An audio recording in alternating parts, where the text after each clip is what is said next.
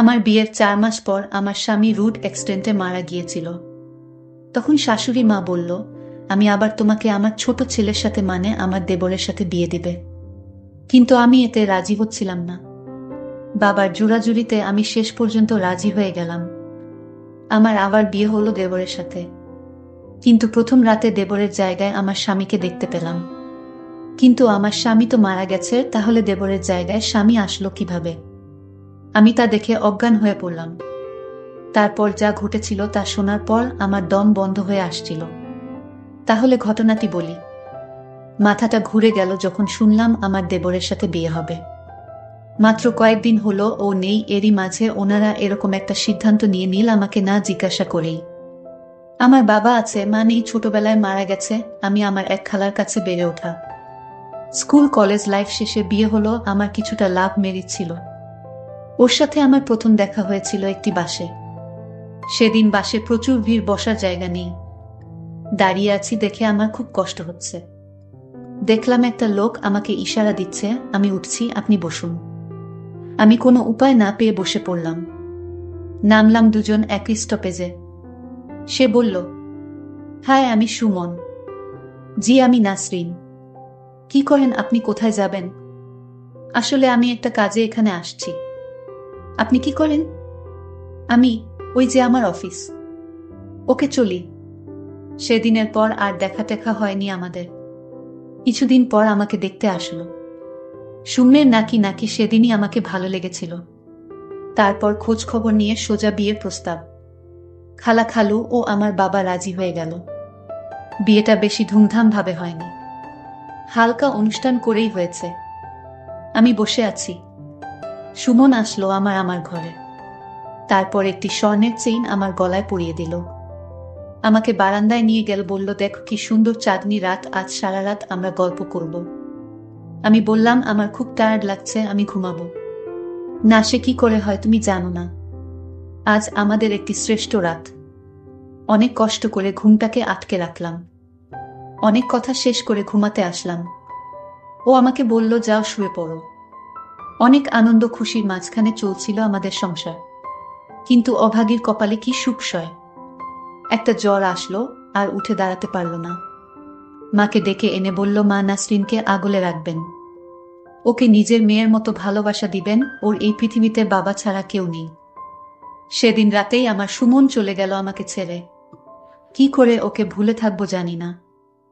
আমার স্বামী হঠাৎ একটা রুড অ্যাক্সিডেন্টে মারা যায়। আমি বিধবা হয়ে গেলাম। আর আজ শাশুড়ি মা বলছে তার ছোট ছেলে বউ করে রাখবে। আমি কাউকে বিয়ে করার জন্য প্রস্তুত নই এখন। আরও আমার দেবর ওমর আমাকে দেখিইনি, আর আমিও না, কারণ সে বাহিরে থাকে। ভাইয়ার মৃত্যুর সংবাদ শুনে ছুটি করিয়ে দেশে আসবে শুনলাম। আজ সকাল 10টার ফ্লাইটে ওমর ঢাকা এসে পৌঁছেছে। বাহিরে থাকায় আমার দেবর ওমরকে আমি কোনোদিন দেখিনি। আমি বললাম, শাশুড়ি মা, আমি এ বিয়ে করতে পারবো না। কেননা আমারও একটা লাইফ আছে, সবকিছু তুমি ডিসাইড করতে পারো না। এখন বড় হয়েছি, আমি কিছু বুঝি। এর মধ্যে আমার শরীরটা খুব দুর্বল ভাব লাগছে। আমি বেহুশ হয়ে পড়ে গেলাম। পরে জানতে পারলাম আমি মা হতে যাচ্ছি। খুশি লাগতেছে। এর মধ্যে আমার শরীরটা খুব দুর্বল ভাব লাগছে। আমি বেহুশ হয়ে পড়ে গেলাম। পরে জানতে পারলাম আমি মা হতে যাচ্ছি। খুশি লাগতেছে। সুমন, তোমার স্মৃতি আসছে তোমার বাড়িতে। কিন্তু তোমার মা চাচ্ছেন তোমার ছোট ভাইয়ের সাথে আমার বিয়ে হোক, কারণ তুমি মারা গিয়েছ। আর তাই তোমার বাড়িতে আমাকে চিরদিনের জন্য রেখে দিতে চাই তোমার মা। কিন্তু আমি এ বিয়ে কিছুতেই করতে পারবো না।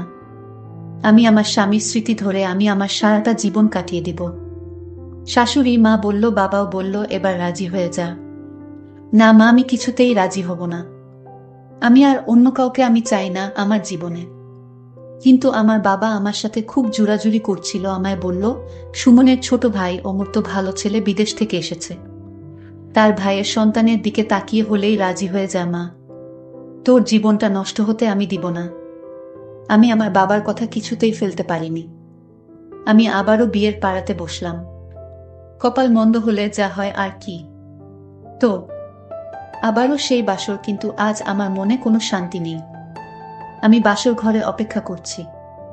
হঠাৎ ওমর আসলো ঘরে, কিন্তু ওমরকে দেখে আমি অজ্ঞান হয়ে পড়ি। এ আমি কি দেখছি? এত আমার স্বামী, যে কিছুদিন আগে রোড অ্যাক্সিডেন্টে মারা গিয়েছিল, সে আবার কিভাবে জীবিত হয়ে ঘরে ঢুকলো? আমি তো দেখে অবাক। আমি চিৎকার দিলাম। আমি আবার অজ্ঞান হয়ে গেলাম। আমাকে দ্রুত হাসপাতালে নেওয়া হলো। আমার পাশে ওমর দাঁড়িয়েছিল।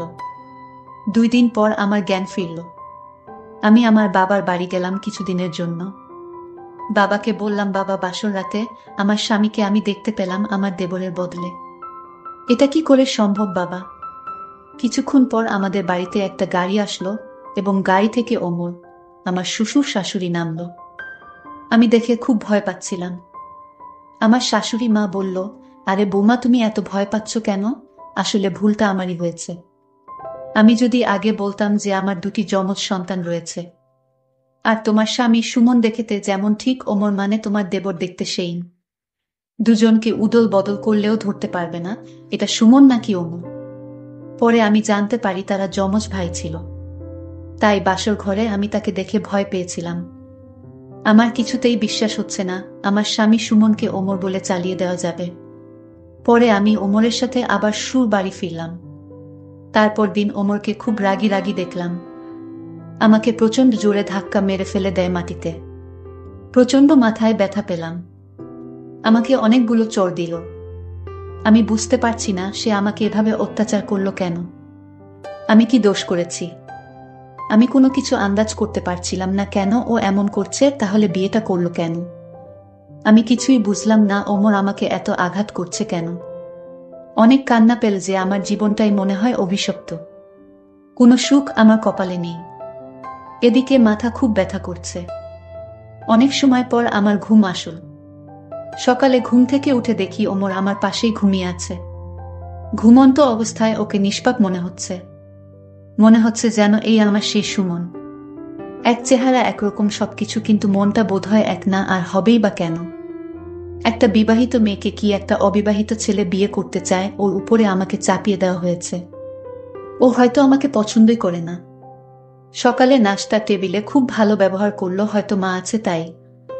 আমিও মাকে কষ্ট দিতে চাই না, কারণ সে কয়েকদিন আগে তার এক ছেলেকে হারিয়েছে। মা বলল, ওমর বাবা নাসরিনকে নিয়ে ঘুরে আয়। আজ নয় মা, কাল নিয়ে যাব। আমি রুমে আসলাম কিছুক্ষণ পর। ওমর আসল আমাকে বলল, এই মাকে কিছু বলেছিস? না, আমি কিছুই বলি নাই। হ্যাঁ, কিছুই বলবি না?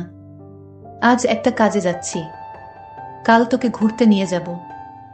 সেদিন রাতে ওকে দেখে আমার খুব ভয় ভয় করছিল, কিন্তু বাঁচা গেল, কিছুই বলল না। আমি ঘুমিয়ে পড়লাম। আজ সারাদিন ওমর খুব ভালো ব্যবহার করলো আমার সাথে। কোনো রাগারাগি করলো না। বিকেল বেলা একটা শাড়ি এনে বলল, নাসরিন ওঠো, এই শাড়িতে তোমাকে খুব মানাবে। আমি কোনো কথা না বলে আমি নিজেই শাড়িটা পরে নিলাম। কিন্তু মনে মনে ভাবলাম, ওমরের হঠাৎ এই পরিবর্তন কেন? এই তো গত রাতে আমাকে খুব মেরেছিল, আজ যেন ওমর ভালো হয়ে গেছে। এর পিছনে কি কোনো কারণ আছে কিনা? আমি কিছুটা তাকে সন্দেহ করছিলাম। ওমরকে জিজ্ঞেস করলাম, ওমর, আজ তোমার মনটা অনেক ভালো হয়ে গেল কিভাবে? ওমর বলল, আরে মানুষের মন কি সবসময় একরকম থাকে? আজ আমার মনটা খুবই শান্ত। আমি আর কিছু বললাম না। ঘুরতে চলে গেলাম একটা সাগর পাড়ে। সাগর পাড়ের ঠান্ডা হাওয়া আমাকে মুগ্ধ করে দিচ্ছে, মনে করিয়ে দিচ্ছে আমার স্বামী সুমনের কথা। ও আমাকে নিয়ে মাঝে মাঝে এখানে আসতো। এর মধ্যে ওমর ফুচকা নিয়ে আসলো। অনেক পছন্দ ফুচকা আমার, খেলাম ও অনেক। এরপর সন্ধ্যায় আমরা বাড়ি ফিরে আসলাম। রাতে ঘুমের মধ্যে শুরু হলো পেট ব্যথা। আমি মনে করলাম অনেক ফুচকা খেয়েছি, তাই এরকম হচ্ছে। ওয়াশরুমে গিয়ে দেখলাম আমার অবস্থা খারাপ। কোনো মতে বাহিরে আসলাম। ঘরে এসে শুনতে পেলাম ওমর ফোনে বলছে, মনে হয় কাজ হয়ে গেছে। দেখলাম পেস রুমে গেল। আপনার কথা মতো আমি ফুচকার সাথে মিশিয়ে দিচ্ছি। আমি কথাগুলো শুনে ওর কাছে গেলাম, ফোনটা কেড়ে নিয়ে শুনলাম, ওষুধ যখন কাজ করেছে তাহলে আমার টাকাগুলো দিয়ে যেও। আমার সাথে জড়যন্ত্র করেছে। আমি ফোনটা ফেলে দিয়ে ওর কলার ধরে বললাম, কেন এমন করলি তুই? আমাকে পছন্দ না হলে বলে দিতি, আমি চলে যেতাম, তোর সামনে আসতাম না। তুই আমার স্বামীর শেষ স্মৃতি, মানে তার সন্তানকে মারার জন্য আমাকে ফুচকার সাথে কি খাওয়ালি? তোর ভাইয়ের শেষ সম্বলটা শেষ করে দিলি, তুই কি মানুষ? এটা তোর ভাইয়ের শেষ স্মৃতি ছিল, আর ওকে তুই মেরে ফেললি। ও আমাকে বলল, ভাই, ওকে আমি ভাই না শত্রু মনে করতাম। ছোটবেলা থেকে সুমন পড়াশোনায় ভালো, শূন্যের নাকি জ্ঞান বুদ্ধি বেশি ওমরের চেয়ে। প্রশংসা শুনতে শুনতে আমি কাহিল হয়ে পড়েছিলাম। ও এই দেশেই বাবা মার কাছে রইল, আর আমাকে বিদেশে পাঠিয়ে দিল কষ্ট করে টাকা উপার্জন করার জন্য। যাও, ওর মৃত্যুর সংবাদ পেয়ে খুশি হয়ে ছুটে আসলাম তার বউকে আমার বিয়ে করতে হবে, তাও আবার তারই সন্তানকে লালন পালন করতে হবে। আমি তার বউকে মেনে নিতে পারি, কিন্তু তার সন্তানকে নয়। আর তাই আমি ভাইয়ের সন্তানকে মেরে ফেলেছি, বুঝলে? আমি ওর কথা শুনে ধীরে ধীরে মাথা ঘুরে পড়ে যেতে লাগলাম। আমি বেহুশ হয়ে পড়ে রইলাম। শাশুড়ি আম্মা দৌড়ে এসে আমাকে হাসপাতাল নিয়ে গেল। আমার বাবাকে ফোন করে আনলো। আমার বাবাকে আমার শাশুড়ি মা অপমান করতে শুরু করলো। বলল যে আপনার মেয়ের মাথায় কোনো সমস্যা আছে, নইলে কিছুদিন পর পর এরকম বেহুশ হয়ে যায় কেন? আপনার মেয়েকে ভালো ডাক্তার দেখান। আমার এক ছেলেকে হারিয়েছি, আমি আর আমার শেষ সম্বল ওমরকে হারাতে পারবো না। আপনি দয়া করে আপনার মেয়েকে আপনার বাড়িতে নিয়ে যান। আমার জ্ঞান ফিরার সাথে সাথে আমার বাবা আমাকে সব কথা বলল। আমি বাবাকে বললাম, বাবা, ওমর মানুষ নামের অমানুষ। আমি কান্না গলায় বললাম, সে তার ভাইয়ের স্মৃতিকে নষ্ট করে ফেলেছে বাবা, ফুচকার সাথে ওষুধ মিশিয়ে। আমি তা বুঝতে পারিনি বাবা। আমি যাকে নিয়ে স্বপ্ন দেখতাম তাকে মেরে ফেলেছে বাবা। শাশুড়ি মা আমার কথাগুলো শুনে নিশ্চুপ হয়ে রইল। আমার শাশুড়ি মায়ের মুখ দিয়ে কোনো কথাই বের হচ্ছে না।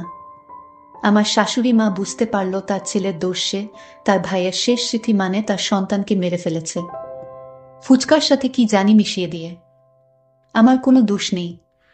হঠাৎ চোখ মেলে দেখি মা আমার পাশেই আছে, বলছে, মা কাঁদিস না, যে যাওয়ার সে তো চলেই যাবে। আমাকে ইশারা দিল ওমর কিছুই যাতে না বলি। কিছুদিন পর আমি সুস্থ হলাম, মাকে বলতে যাব। তখনই ওমর এসে বলল, এই তুমি এখানে কেন? পুরোপুরি সুস্থ হওয়ার আগেই বিছানা ছেড়ে উঠতে গেলে কেন?